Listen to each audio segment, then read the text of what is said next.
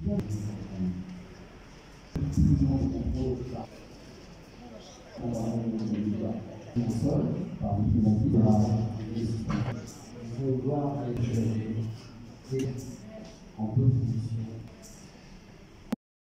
avec nous aimerons devenir votre représentant, mais au vu des conditions que vous venez de mentionner, je me demande si, pour mon ami qui parle sur la table de quelqu'un de très bon. Et la complémentarité, je parlerai de complémentarité, les acteurs qui arrivent permettra cette efficacité-là pour que le nombre de personnes qui ne passent pas la visite, effectivement, soit réduit. Parce qu'il faut aller chercher les gens qui viendront à la visite.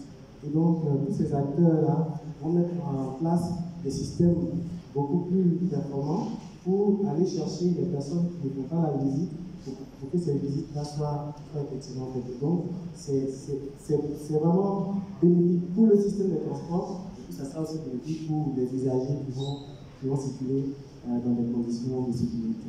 Merci. Et comme je disais, dans le projet de modernisation du secteur du transport, et dans le secteur, on a à former 5000 acteurs, 5000, dont 3500 conducteurs et 1500 gestionnaires d'entreprise, tous responsables d'entreprise. Et comme le projet n'est pas encore à son terme, je disais tantôt qu'au jour d'aujourd'hui, nous avons formé plus de 2300 conducteurs et disons 800 à 1000 gestionnaires, il reste à former la différence que vous pouvez essayer rapidement. Merci.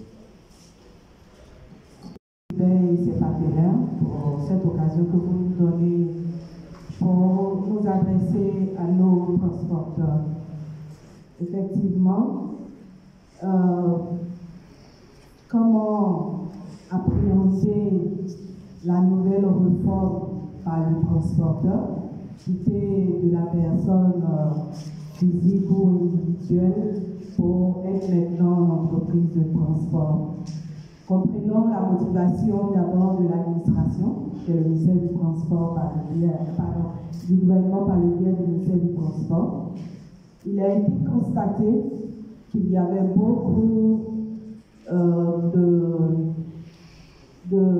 comment on appelle ça, de manquement d'informations, c'est-à-dire les statistiques étaient un peu de ça et là. Ensuite, le gouvernement a remarqué aussi que le transporteur était beaucoup délaissé dans son activité par lui-même son comportement, puisqu'il avait tendance à mélanger sa gestion de l'activité. D'abord, les textes réglementaires qui nous permettent de délivrer ces différents titres de transport. D'abord, qui est la LOTI, donc la loi d'orientation du transport intérieur de 2014. Ensuite, le décret 2015-269 de 2015 et l'arrêté 235. Donc, ce sont tous ces textes réglementaires-là qui nous permettent de pouvoir délivrer les différents types de transport routier. Donc, le focus qui est en particulier fait aujourd'hui sur la carte de transporteur et la carte de transport. Donc, on vous a fait un petit peu la description du parcours client.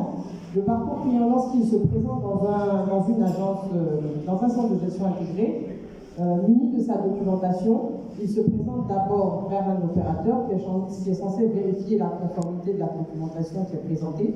Ensuite, le représentant de l'administration des transports routiers appose le visa pour marquer l'accord pour le traitement.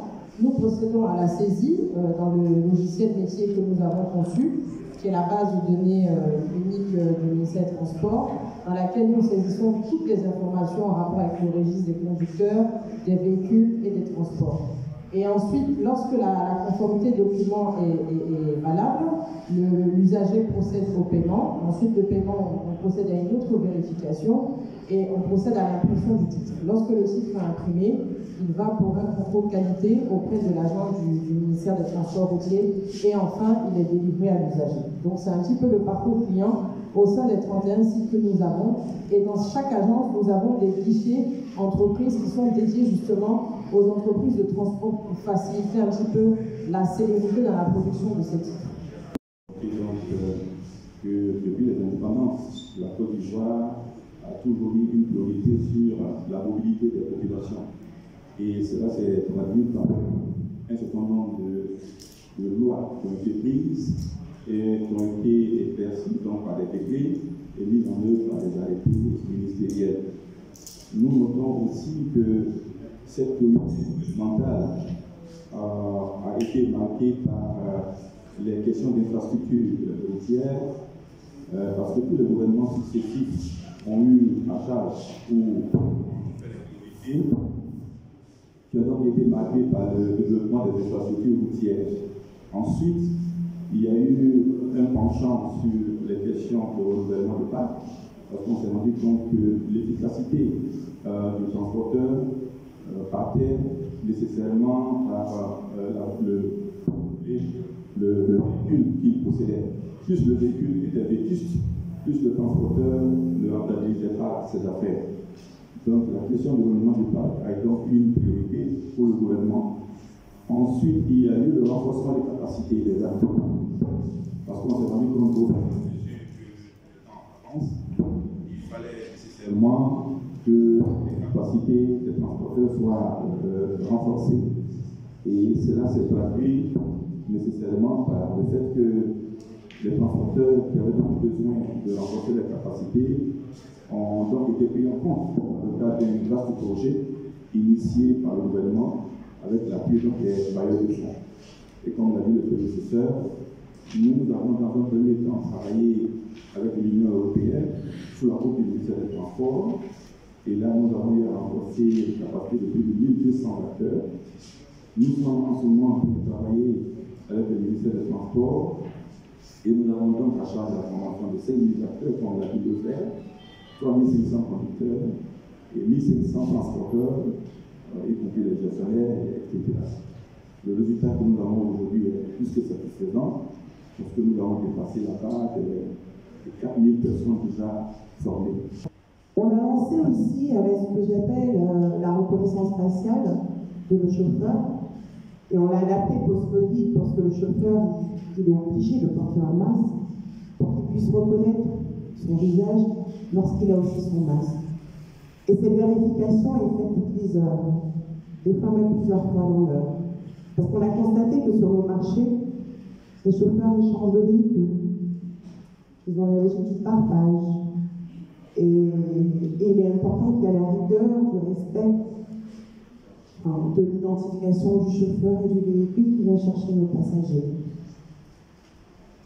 Pour aller plus loin dans cet ajustement, parce qu'on l'a fait dernièrement post-Covid, on permet aujourd'hui à nos passagers et nos chauffeurs d'annuler une course gratuitement si le port du masque n'est pas respecté. Tout ça dans la logique de sentiment de préserver la sécurité. Pour aller dans le sens de la sécurité routière, on offre à l'ensemble de nos chauffeurs et nos passagers qui, dans le cas d'un accident sur la route, parce que malheureusement ça peut arriver, une assurance accident personnel. Et ils sont couverts à hauteur de 3 millions de francs CFA en cas de décès, invalidité, mais aussi en cas de transfert, et surtout en cas de transfert à l'hôpital à hauteur de 500 000 et de frais ambulatoires. Et dans le cas du chauffeur, il bénéficiera d'une indemnité journalière pendant 30 jours. Pour ça, pour qu'il puisse aller en sécurité en fait, dans son métier. On a aussi pris le temps de voir comment on pourrait se différencier sur le marché, avec une stratégie prix qui est plutôt juste, et avec le sentiment qu'il fallait qu'on se diversifie ou qu'on mette en avant des avantages de sécurité en amont et qu'on mette en avantage des avantages pour notre métier de transporteur et de chauffeur.